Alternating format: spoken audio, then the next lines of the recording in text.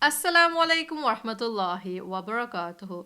If given the choice, most of us would want to have a happy and successful marriage, subhanAllah. But how many of us actually work on our marriage, or better still, prioritize our marriage? In this video, inshallah, I'm going to give you 5 ways in which you can prioritize your marriage to make sure that you are giving it the full attention that it deserves. Let's get started. Before we begin, don't forget to download my free printable planner on www.cupofparenting.com/planner. First of all, why should we bother prioritizing our marriage? Basically, it's essential. Essential for what? Essential for your deen, essential for your family and your wider family, and also essential for you yourself and your personal growth, subhanAllah.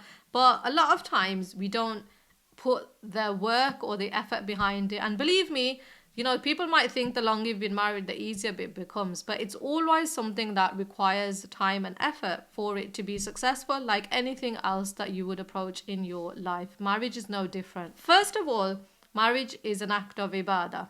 And, when you do it with the right intention, inshallah, then it would become easier for you to apply this principle in your marriage. So look at the hadith that the best of you are those who are best to their wives. So if people applied this in their relationship with their spouse, subhanAllah, they would maybe approach it in a different way or give it more effort than they currently do. So when you prioritize your marriage, subhanAllah, when you're thinking that I'm getting, reward from Allah subhanahu wa ta'ala and this is a form of ibadah, it might change the way that you prioritize this. A second point is that a stronger marriage creates a better family unit. As a parenting coach and as a speech and language therapist, I can't tell you how important it is to have that stable family environment, especially for children and more especially for when they are young. And this doesn't stop when they grow up or they're teenagers, but it's super crucial when they're young as well.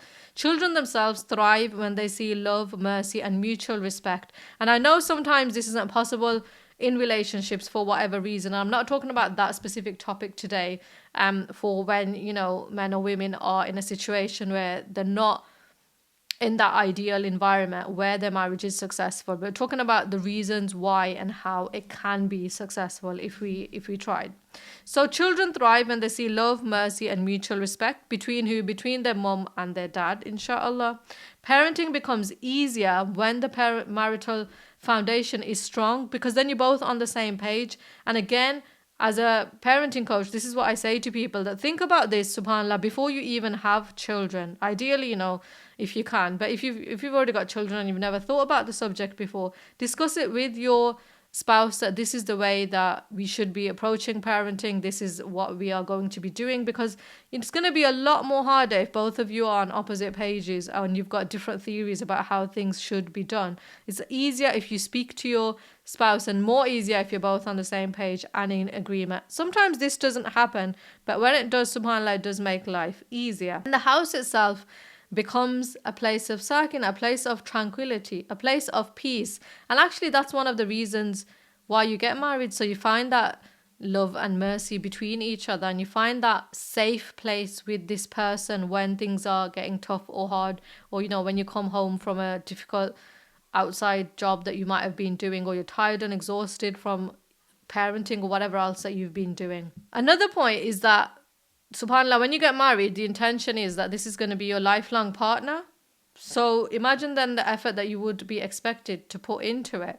You don't get married usually with the intention that I'm going to end the marriage at some point, or, it's not going to work. People usually put in time and effort on the wedding day itself to make it perfect for themselves. They put money and effort into things like the wedding dress and the venue and all of these things because they want it to go well. But going back to your spouse being your lifelong companion, think about the fact that after your children grow up, a lot of people think that, we're gonna get married and inshallah Allah will bless us with children. I'd like to have children at some point. But how many of us think about the fact that if Allah subhanahu wa ta'ala has blessed you with children, those children have then grown up, you've done your duty as parents, and they've left the house, you're left with each other. And actually sometimes that's when, when we do counselling in the community, that's when problems can occur, because suddenly it might have been that you've invested your whole time and effort up until now, all of these years, this couple of decades, in the children without investing it in your relationship with each other. Therefore, when they leave the house, you suddenly don't know what to do with the other person, and you think, what am I supposed to do now? Because I've lost the thing that I was so used to doing, and I didn't put much effort into my spouse. SubhanAllah. So think about this beforehand. Investing now means that inshallah you'll have a fulfilling and connected relationship later on. And think about your lifelong goal. That inshallah I want to be with this person in Jannah as well. Another point is that marriages don't thrive on autopilot. SubhanAllah, this is the most important point in my opinion. If you don't put intentional effort in, disconnect can easily happen, especially if you've already got a busy life doing lots of other things. If you're parenting and you've got children, maybe you've got responsibilities with the wider family, maybe you work, maybe you both work, maybe you do community work, you go out, you do everything else that's required of you to keep the household running. Then when you're not spending any time or effort with each other whatsoever, the cracks will appear. They'll appear at some point, whether that's early on in the marriage or, halfway through it or whatever. They will appear if you don't put the effort in. And, because of miscommunication or resentment or this routine, this daily grind you're doing, that can dull the spark that was there at the beginning. That honeymoon period, once it's over and it's settled and you get down to the nitty-gritty of life. If you're not doing anything to keep that maintained, subhanAllah, then things can easily go the wrong way, and you don't want that to happen. So then what should we be doing? Prioritize your time together, emotionally connect with each other, and have some fun, subhanAllah. You can, in a halal way, enjoy each other. And actually you're supposed to be doing this. But sometimes because of cultural reasons, you don't prioritize having time together just with the two of you. And as time goes on, that just becomes something that's never happened. So put time in your schedule, whether that's every day, whether that's every week, where you can sit down and talk about things, talk about yourselves and your life goals and your goals with each other, goals for yourself, personal goals, and also your parenting goals, and also about things that might be going wrong in your life. Maybe you don't have the time to talk to each other and you end up arguing with each other. When to avoid those arguments or resolve them, actually, if you took yourself out of the house and went somewhere else and just sat down, the two of you, and talked it out with privacy, subhanAllah, that could also resolve any miscommunications that have been happening, or try and resolve any issues that are going on in your relationship. That's super important to do as well, inshallah. And then finally, it sets the tone for the ummah, for the Muslim ummah that we're all part of, subhanAllah. So imagine everybody did have hypothetically a healthy marriage, inshallah. This would contribute to a healthy society that we then live in.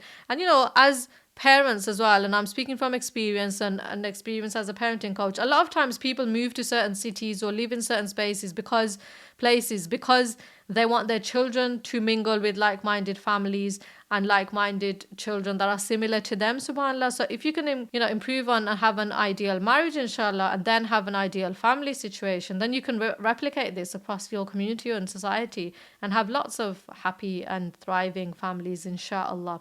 So in that way, subhanAllah, your marriage is like a dawah, because your children are watching, the community is watching, and you don't do it to please somebody else, but at the end of the day, you do it to please Allah subhanahu wa ta'ala. Your responsibilities, that is, towards each other, both the responsibilities a husband has towards a wife and that the wife have towards a husband. And sometimes I would say the biggest issues occur when you forget about these responsibilities, or even worse, you know them but you neglect them intentionally or unintentionally. That's when issues start to happen.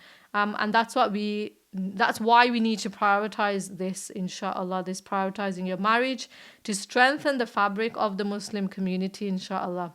So I hope that's been useful for you, and I pray Allah subhanahu wa ta'ala makes everyone have successful marriages full of barakah, inshallah. Until next time, assalamu alaikum wa rahmatullahi wa barakatuh.